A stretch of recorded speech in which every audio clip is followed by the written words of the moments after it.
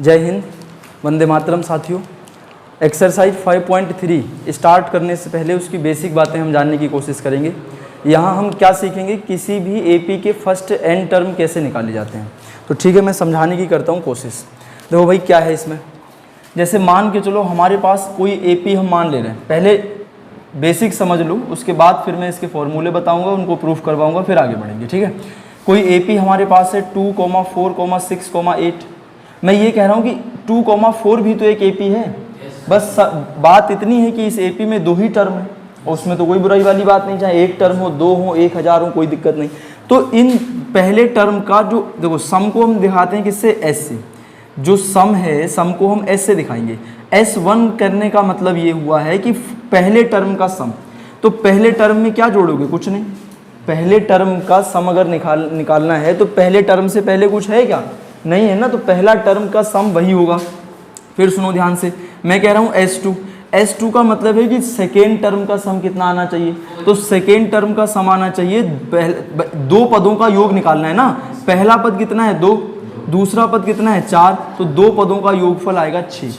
यहीं पे मान के चलो एक तीसरा टर्म होता है 6। तो S3 का मतलब एपी के फर्स्ट 3 टर्म का सम। तो फर्स्ट 3 टर्म पकड़ने हैं, तो पहला टर्म, दूसरा टर्म, तीसरा टर्म, इनका निकालना है सम। मतलब 2 + 4 + 6, 4, 10, 2, 12 आना चाहिए, नहीं आना चाहिए।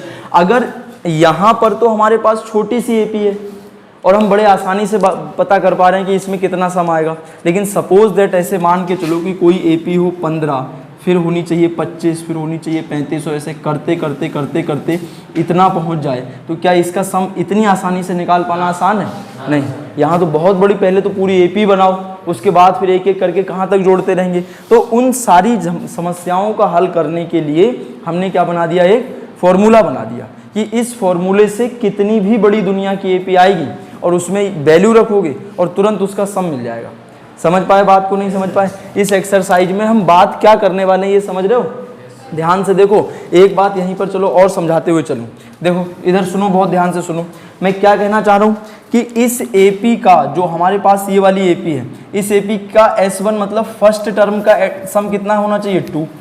S2 का मतलब है फर्स्ट 2 टर्म का ऐड कितना, सम कितना होना चाहिए, 2 + 4 = 6। अब ध्यान से देखना, जो पहले पद का योग होता है वो आखिर में वो कुल मिला के पहला पद ही होता है। नहीं समझ में ये बात आई? मैं कह रहा हूं किसी एपी का फर्स्ट टर्म और फर्स्ट टर्म का सम सेम होता है। भाई फर्स्ट टर्म से पहले तो कोई टर्म है ही नहीं। ये बात जो समझाना चाह रहा हूं बहुत ध्यान से समझना, यहां से क्वेश्चन बनता है और ये बहुत बेसिक बात है। मैं कह रहा हूं फर्स्ट टर्म से पहले कोई टर्म है नहीं, तो इसमें इसको 2 में क्या जोड़ोगे कि 2 ही आए, तो कुछ नहीं जोड़ोगे। भाई पहले टर्म का सम लाने के लिए तो तुम्हें पहला टर्म ही लिखना पड़ेगा। और 2 एपी का फर्स्ट टर्म का सम कितना है, 2, और फर्स्ट टर्म कितना है, 2। फर्स्ट टर्म कितना है, 2 ही तो है। तो मतलब कहने का ये हुआ कि फर्स्ट टर्म का सम और फर्स्ट टर्म हमेशा ही किसी एपी में इक्वल होते हैं। आई बात थोड़ी सी समझ में? अच्छा अब सुनो ध्यान से, फर्स्ट टर्म का सम कितना है, 2। फर्स्ट 2 टर्म का सम कितना है, 6। अगर मुझे सेकेंड टर्म यहां से निकालना हो, सेकेंड टर्म क्या होता है, A2 निकालने के लिए मैं क्या करूंगा, देखो ये जो 6 है ना, इस 6 में पहला टर्म भी छुपा पड़ा है और इस 6 में दूसरा टर्म भी छुपा पड़ा है।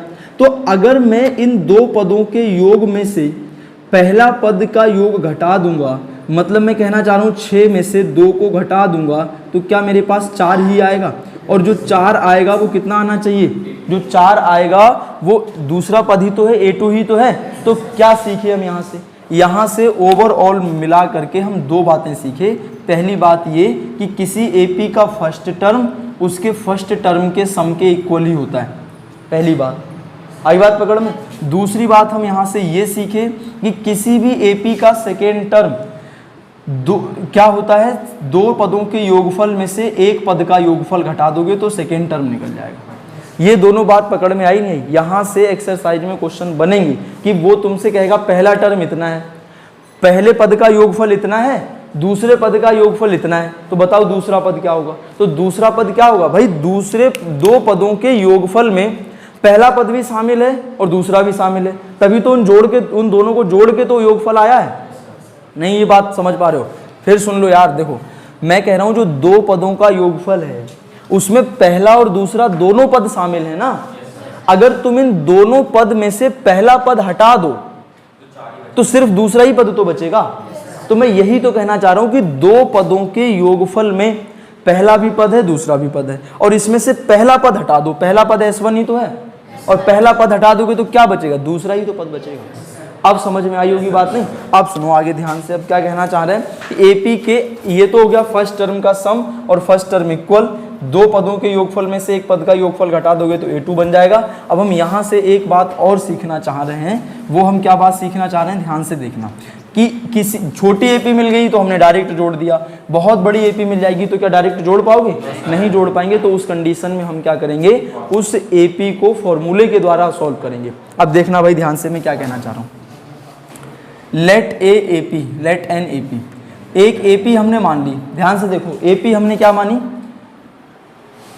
ए कॉमा ए प्लस डी, ए प्लस 2D, और ऐसे करते करते एपी का पहला पद, दूसरा पद, तीसरा पद करते करते करते करते एनवा पद कितना होना चाहिए, A plus N minus 1 into D, यही तो एपी का पद होता है। अच्छा, इस एपी को ऐसे तो मैंने लिख ही दिया, इस एपी को ऐसे तो मैंने लिख ही दिया। अब मैं क्या करना चाह रहा हूं, इस एपी के जितने भी टर्म है इनको ऐड करना चाह रहा हूं। ध्यान से देखना, एस, एस मतलब होता है सम। ये फॉर्मूले का मैं प्रूफ करवा रहा हूं, और हो सकता है ये फॉर्मूले का प्रूफ पेपर में कभी भी नहीं आए, लेकिन फिर भी अगर हम इसको थोड़ा ध्यान से समझ लेंगे तो हमें बेसिक बातें क्लियर हो जाएंगी कि आखिरकार ये चीज़ बनी कहाँ से। ठीक है, मैं क्या कहना चाह रहा हूँ, कोई एपी इसी रूप में तो होती है। इस एपी के हर एक टर्म को जब ऐड करोगे तो कितना बनेगा, ए, और दूसरा पद ए प्लस डी, फिर उसके बाद ए प्लस 2D, और ऐसा करते करते हमारे पास जो लास्ट पद आएगा A plus N minus 1 into D. बनेगा नहीं बनेगा? इक्वेशन नंबर 1 इसे मान लो, बन गई इक्वेशन नंबर 1। अच्छा, दूसरी एपी एक मैं और मान ले रहा हूँ, वो है सेम एपी। जैसे मान के चलो, अगर मैं कहूँ कि 2, 4, 6, 8 एक एपी है, तो क्या 8, 6, 4, 2 एपी नहीं होगी?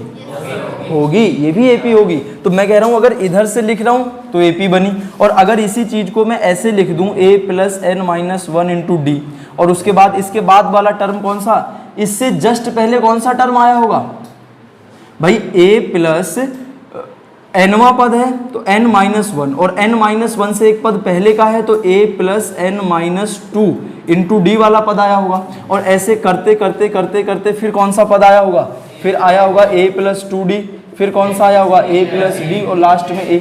यही तो टर्म आए होंगे एपी के। तो अगर मैं इसको इक्वेशन नंबर 2 मान लूँ, और ये भी क्या है, ये इस एपी का ही तो सम है, और अगर मैं इक्वेशन नंबर फर्स्ट को और इक्वेशन नंबर सेकेंड को ऐड कर दूँ तो मेरे पास क्या LHS यानी लेफ्ट हैंड साइड ऐड होगी तो 2s बन जाएगा, और राइट हैंड साइड ऐड होगी तो देखो क्या बनेगा, पहले क्या है a, और ये क्या है a इतना। यानी मैं देखो फिर सुनो, ऐसे समझा रहा हूँ, इसका फर्स्ट टर्म क्या है ये, और इसका फर्स्ट टर्म क्या है ये, इन दोनों को आपस में ऐड करोगे तो a से a ऐड हो जाएगा, कितना बचेगा 2a plus N minus 1 into d बचेगा।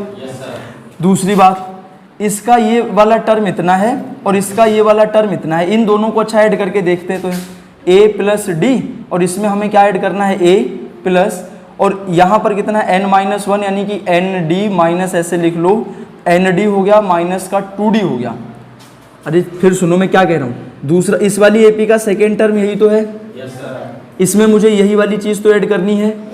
ये वाली चीज़ मैं कैसे लिखूंगा, a तो ये रहा, d की करा दी अंदर मल्टीप्लाई, तो n के साथ मल्टीप्लाई होगी तो एन डी, और इसके साथ मल्टीप्लाई होगी तो माइनस का d। अब यहाँ क्या बचेगा, देखो a और a ऐड होकर के 2a बना देंगे, प्लस d और माइनस का 2d, ये ऐड होगा, एन डी पहले ही से है, और इन दोनों को ऐड करके माइनस का d मिल जाएगा। मतलब इन दोनों को जब ऐड करूंगा तो 2a और यहाँ n माइनस 1 और d कॉमन आ जाएगा, तो 2a plus N minus 1 into d बचेगा।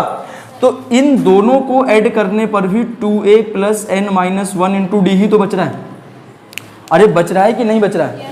अब मैं क्या कहना चाह रहा हूँ, ध्यान से सुनो भाई, मैं ये कहना चाह रहा हूँ कि ऐसा करते करते लास्ट वाला टर्म भी तो ऐड करोगे। इसका लास्ट टर्म क्या है, a plus N minus one into d, इसका लास्ट टर्म क्या है a, और इन दोनों को ऐड करोगे तो a 2a plus N minus one into D, यही तो बचेगा। मतलब हमने AP को पहले तरीके से लिख दिया, फिर उसी AP को पलट के लिख दिया और दोनों AP को आपस में ऐड कर दिया।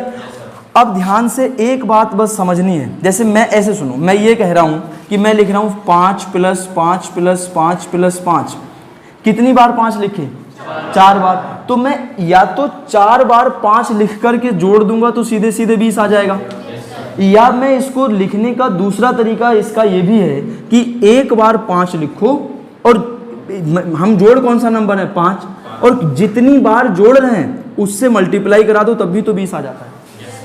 नहीं समझ में बात आई? मैं ये कहना चाह रहा हूँ, देखो इधर मैं कह रहा हूँ 7 प्लस 7 प्लस 7 प्लस 7 प्लस 7 कितना आएगा, 5 बार है तो 35 आ जाएगा। या तो 7 को 5 बार जोड़ दो, और या दूसरा तरीका ये होता है कि जिस नंबर को जोड़ रहे हो उसको कितनी बार जोड़ रहे हो उससे मल्टीप्लाई कर दो उतनी बार से, तब भी हमारे पास में वही नंबर आता है नहीं आता है। तो इस बात को मैंने क्यों समझाया, इसलिए समझाया, देखो ये एक ही नंबर तो है, देखो फिर सुनो ध्यान से, इधर पहला नंबर, दूसरा नंबर और तीसरा नंबर, यानी कि ये सब सेम नंबर ही तो हैं, और इन हर एक नंबर को कितनी बार तक जोड़ रहे हो, n टाइम्स। क्या है ना लास्ट में n, यहाँ कोई फिक्स नंबर थोड़ी कि 5 बार जोड़ दिया तो 5 से मल्टीप्लाई, 6 बार जोड़ रहे हो तो 6 से मल्टीप्लाई, यहाँ हम कितनी बार जोड़ रहे हैं, n बार जोड़ रहे हैं। तो इस बात को मैं ऐसे भी तो लिख सकता हूँ कि 2s इक्वल टू किसको जोड़ा जा रहा है, 2a plus N minus one into d, इसी को तो जोड़ा जा रहा है।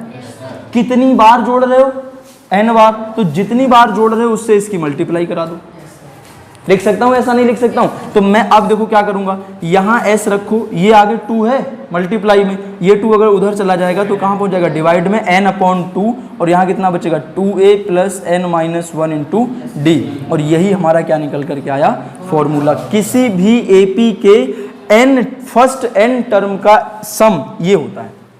फर्स्ट n टर्म का मतलब अगर वो मुझसे कहेगा AP के 5 पदों का योगफल निकालो, तो n की जगह मैं 5 रख दूंगा। a मालूम ही हमें होता है कि फर्स्ट टर्म AP का होता है, d पता ही है कॉमन डिफरेंस होता है, और n जितने भी नंबर ऑफ टर्म की बात कहेगा, 5वां पद, 8 पद, 20 पद, 25 पद, तो n की वैल्यू उतनी हो जाएगी। नहीं समझ में आ रही है बात? देखो मैं क्या कहना चाह रहा हूँ, अभी मैंने एक AP लिखी थी, छोटू AP थी, यही तो, और मैं कह रहा हूं इस AP के 3 पदों का योगफल निकालो। तो 3 पदों का योगफल निकालने के लिए देखो 1 2 3, इसका तो हम S3 जब निकालेंगे 3 पदों का योगफल तो सीधे सीधे 12 आ जाएगा। अब हम इस 12 को इस फॉर्मूले के द्वारा निकालना चाहते हैं, कैसे आएगा, देखो पहला टर्म AP का कितना है 2, कॉमन डिफरेंस कितना है 2, और उसके बाद में कितने टर्म है AP में 3, और मुझे निकालना है क्या, इनका सम निकालना है। तो सम निकालने का फॉर्मूला कितना होता है, SN equal to n upon 2a plus N minus one into D, यही तो फॉर्मूला होता है। n की जगह कितना रखना है 3, तो 3 अपॉन 2, अंदर 2 मल्टीप्लाइड बाई 2, क्योंकि पहला टर्म 2 है, प्लस यहाँ क्या रखोगे 3 में से 1 चला गया 2, और 2 में 2 की मल्टीप्लाई करोगे तो कितना आएगा 4 आ जाएगा, यहाँ जाएगा 4। अब देखो यहाँ डी नहीं, डी की वैल्यू तो हमारे पास में 2 रख दी तभी तो 4 आया। अब देखो कितना बचेगा 3 अपॉन 2, 2 और 2 4, 4 और 4 8 हो जाएगा। तो मैं इसको ऐसे भी लिख सकता हूँ कि 3 अपॉन 2 और 4 और 4 8 हो गया, 2 से काट दोगे 2 चौक 8 और 4 तियाँ 12, वही तो सम निकल करके आया, नहीं आया। तो मतलब ये हुआ, चाहे अब ये तो छोटी AP है तो हम डायरेक्ट 12 कर पा रहे हैं, और हमें अगर बहुत बड़ी AP मिल जाएगी तो हम कैसे डायरेक्ट जोड़ पाएंगे, फिर तो नहीं जुड़ेगा। फिर हमें क्या करना पड़ेगा, इस फॉर्मूले की हेल्प लेनी पड़ेगी। और कैसे करेंगे हम, जितने नंबर ऑफ टर्म कहेगा वो n, a AP का फर्स्ट टर्म, d AP का कॉमन डिफरेंस, और SN क्या होता है, sum of the first n term of AP, sum of the first n term of an AP। बात क्लियर हुई? इस फॉर्मूले को मैंने समझाने की करी कोशिश कि आखिरकार ये कहाँ से आया, इसका प्रूफ भी बताया। अब उसके बावजूद अगर इसमें कोई नहीं समझ आ रहा है तो कोई बहुत ज़्यादा दिक्कत वाली बात नहीं है, घर जाके एक आध बार वीडियो देख लेना या एक आध बार खुद समझने की कोशिश करना, आ जाएगा। फिर भी नहीं आ रहा है तो मेन काम क्या है, ये कभी नहीं आएगा पेपर में, मेन काम है कि ये चीज़ आनी ही चाहिए कि आखिरकार ये कहाँ से आया, ये फॉर्मूला पता होना चाहिए। क्या है formula, SN equal to n upon 2 plus into 2a plus N minus one into d. बात क्लियर हो गई? नहीं, ठीक हो गया। अच्छा यहीं से देखो एक बात और समझ लो, फिर लिखना आराम से। देखो एक बस लास्ट बात और समझो, यहाँ से एक और फॉर्मूला बन करके आएगा। अभी हमने पढ़ा है सिंस एस एन की वैल्यू कितनी है, एन अपॉन 2। अच्छा ये जो 2a है, मैं इस 2a को a प्लस ए नहीं लिख सकता हूँ? लिख सकता हूँ। तो मैं इस वाले 2a को ऐसे लिख रहा हूँ, ध्यान से देखना, a प्लस ए और आगे क्या है n माइनस 1 इंटू डी, ऐसे लिख दूंगा। अब यहाँ से अगर थोड़ी बहुत बात भी तुम्हें याद होगी तो ऐसी शक्ल पहले कभी देखी है? क्या होता है ये? an ही तो होता है, n अपॉन 2 तो ये रहा और a, और इस पूरे की जगह क्या मैं an लिख सकता हूँ? एक फॉर्मूला हमें ये मिल गया, मिल गया। ये फॉर्मूला और इस फॉर्मूले में क्या अंतर है, क्या डिफरेंस है? ये फॉर्मूला काम को बहुत आसान कर देगा, लेकिन इस फॉर्मूले की शर्त ये है कि ये लगेगा तभी, ध्यान से देखना, इस फॉर्मूले को ऐसे भी लिखोगे और करके S N equal to N upon 2a, और ए एन की जगह हम एल भी तो लिख देते थे, चाहे ये लिखो चाहे ये लिखो, दोनों ही बात सेम है। लेकिन इन दोनों फॉर्मूलों की शर्त क्या है, ये कब यूज होंगे? ये तब यूज होंगे जब किसी एपी का लास्ट टर्म हमको दिया हुआ होगा। अगर एपी का लास्ट टर्म गिवन नहीं है तो ये फॉर्मूला यूज नहीं कर पाओगे, फिर क्या करोगे, इस फॉर्मूले पे जाओगे। बात पकड़ में आ रही? जैसे देखो मैं क्या कहना चाह रहा हूँ, ध्यान से समझना, सारी बातें समझा दूंगा, बस सिर्फ सुनते रहो, समझते रहो। अभी हमने एक छोटी सी एपी पकड़ी थी, कौन सी, 2 4 6।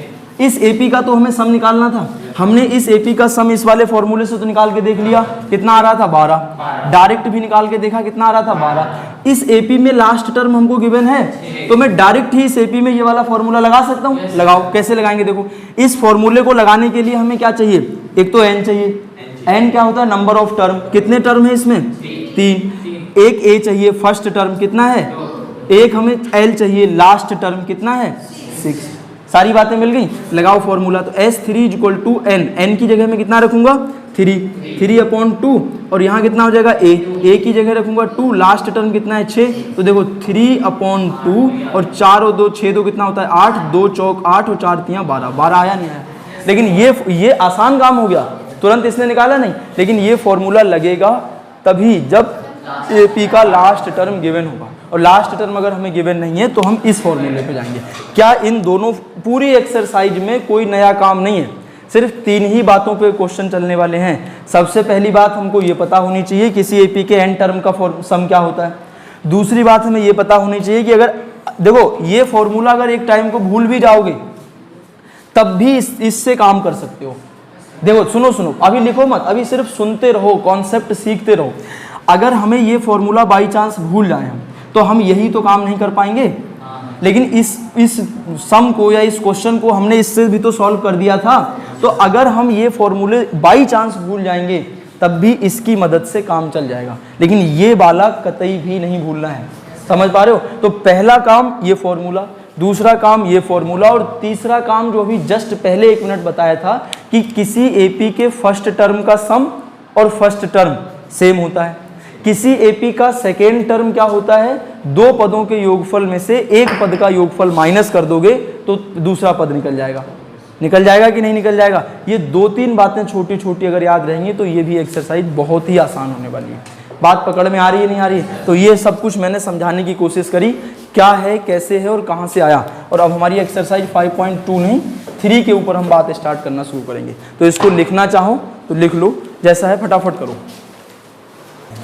लास्ट कॉन्सेप्ट की लास्ट बात इस एक्सरसाइज की और सीख लो कि sum of first n positive integer. अगर हमारे पास n पॉजिटिव इंटीजर हैं तो उनके सम का जो फॉर्मूला होता है वो होता है Sn equal to n plus 1 upon 2, ये फॉर्मूला।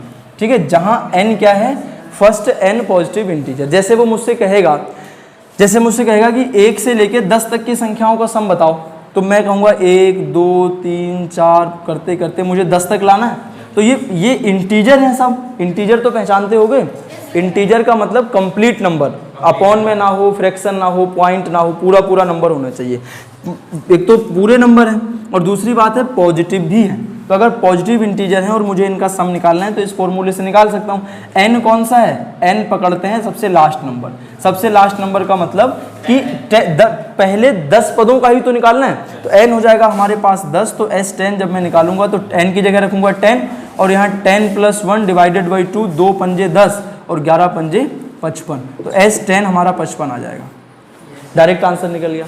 ये तो उससे जो अभी हमने दो फॉर्मूले पढ़े, ध्यान से देखो, अंतर समझाता हूँ कि आखिरकार ये चल क्या रहा है। कुछ को तो यही नहीं समझ आ रहा होगा कि यार ये ऐसा लिख क्यों दे रहे हैं और क्यों लिख रहे हैं भाई, जब इनकी ज़रूरत ही नहीं है तो ये सब क्यों लिखा जा रहा है। ध्यान से देखना, इन तीनों फॉर्मूलों का बेसिक अंतर समझो कि आखिरकार ये क्यों। देखो, इस फॉर्मूले का अगर तुम्हें यूज करना है तो तुम्हारे लिए चार चीज़ों की ज़रूरत पड़ेगी। डी भी चाहिए, एन भी चाहिए, ए भी चाहिए और एस एन भी चाहिए। चार टर्म आ रहे हैं इसमें।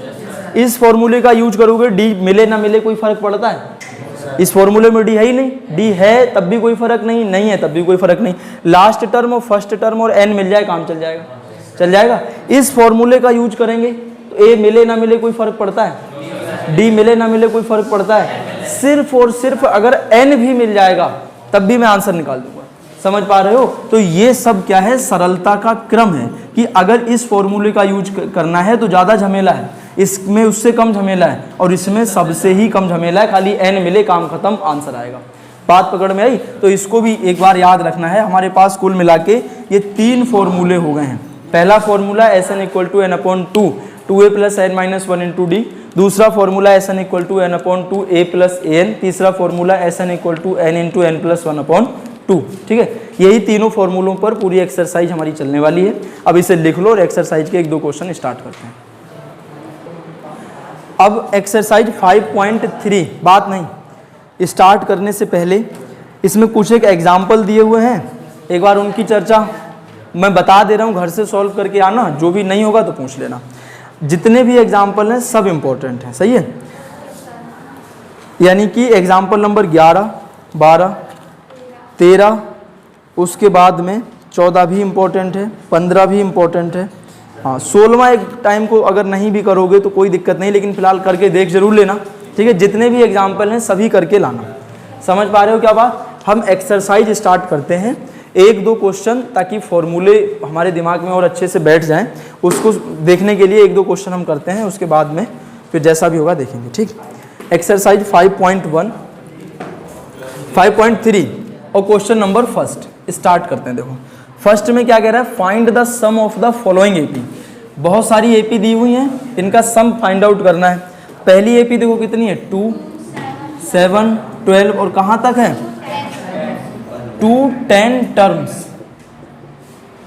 यानी 10 पदों तक एपी हमको दी हुई है। अब हमें इसका सम निकालना है, बहुत आसान है। देखो भाई ध्यान से सुनना, थोड़ा एक क्वेश्चन समझ लो, सब ऐसे ही काम करने हैं। चलो एक एक करके बात स्टार्ट करते हैं। हमें सम निकालना है और चूंकि हम जानते हैं कि सम का फॉर्मूला, अब देखो फॉर्मूले हमारे पास दो, एक वो फॉर्मूला जिसमें लास्ट टर्म आएगा और एक वो फॉर्मूला जिसमें लास्ट टर्म नहीं आएगा। लेकिन लास्ट टर्म वाला फॉर्मूला तो हम तब यूज कर पाएंगे जब हमें लास्ट टर्म मिला होगा। तो क्या यहाँ लास्ट टर्म मिला है? नहीं मिला है। 10 पद कह रहा है, 10वां पद नहीं, दोनों शब्दों में अंतर है मेरे भाई, सुनो ध्यान से।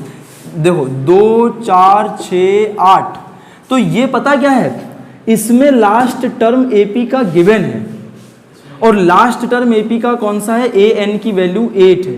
लेकिन मैं कहूँ एक एपी है 2, 4, 6 और मैं कहूँ फोर्थ टर्म, तो इसमें फोर्थ टर्म यानी ये एन की वैल्यू है ना कि ए एन की। नहीं समझ में बात आई? अगर ए एन दिया होगा, मैं फिर सुन लो मेरी बात बहुत ध्यान से, ये कन्फ्यूजन वाली चीज़ें होती हैं, यहाँ थोड़ा दिमाग घूम जाता है। मैं कह रहा हूँ अगर ए एन यानी लास्ट टर्म दिया होगा तो कोई नंबर दिया होगा इस तरह से, और अगर इस तरह से है कि fourth term, 8th term, 15th term, तो वो लास्ट टर्म नहीं होता है, वो जो 15th है, 4th है, 6th है, वो n की वैल्यू होती है। अब समझ में बात आई? तो मुझे यहाँ an तो मिला हुआ नहीं है, तो मैं दूसरा फॉर्मूला तो नहीं लगा सकता, पहला ही वाला फॉर्मूला लगाऊंगा, और जो कि होता है S N equal to N upon 2 और 2a plus N minus 1 into d. हाँ या ना? अब इस फॉर्मूले को यूज करने के लिए मेरे पास a होना चाहिए। a कितना है AP का? a है 2। इस फॉर्मूले का यूज करने के लिए d भी होना चाहिए। कितना है? d कितना है? 5। इस वाले में से ये वाला माइनस कर दो 5। इस फॉर्मूले का यूज करने के लिए n भी होना चाहिए। कितना होना चाहिए? n है 10। बात क्लियर? अब मुझे क्या निकालना है? एस एन ही तो निकालना है, एस एन निकालना है। अब देखो लगाओ सब सारी चीज़ें फॉर्मूले में, तो एस एन की वैल्यू 10। n की वैल्यू 10/2 मल्टीप्लाइड बाई 2 और यहाँ हो जाएगा हमारे पास 10 - 1 × 5, हाँ या ना। 2 पंजे 10, यहाँ 5 हो जाएगा, 2 दूनी 4 और 10 में से गया 9 और 9 पंजे 45, यहाँ कितना हो जाएगा 45 हो जाएगा, नहीं हो जाएगा, यहाँ हो गया 45, इसको ऐड कर दोगे तो 5 और 45 और 4 कितना होता है 49, इसको ऐड सॉल्व कर लो 50, अरे 245 आ जाएगा यार कुल मिला के। 50 पंजे 250 होता है और एक 5 बार कम कर दो 245 आ जाएगा। बात क्लियर है नहीं है? तो या तो मल्टीप्लाई कर लो, 5 ने 45 के 5 हाथ से लगे 4, 5 चौक 20 और 4 24 आंसर। इस तरीके से ही हमें काम करना है। सर ये वो वाला फॉर्मूला लगा सकते हैं जिसमें n सिर्फ n की वैल्यू चाहिए, जिस नहीं इसमें नहीं लगाओगे, उसमें कह रहा है फर्स्ट n टर्म और फर्स्ट n पॉजिटिव इंटीजर। यहाँ फर्स्ट पॉजिटिव इंटीजर 2 है, फिर 7 है, फिर 12 है, वहाँ तो सीरियल वाइज चले तब डायरेक्ट ऐड कर दोगे, यहाँ सीरियल वाइज नहीं चल रहा है। अंतर समझ रहे हो सारी चीज़ों में? बात समझ में आई नहीं आई? अब लिखो मत, अभी सिर्फ सुनो।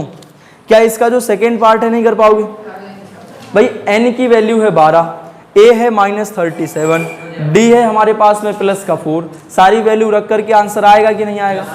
आएगा ना। थर्ड वाला है, ये भी कर पाओगे कि नहीं कर पाओगे?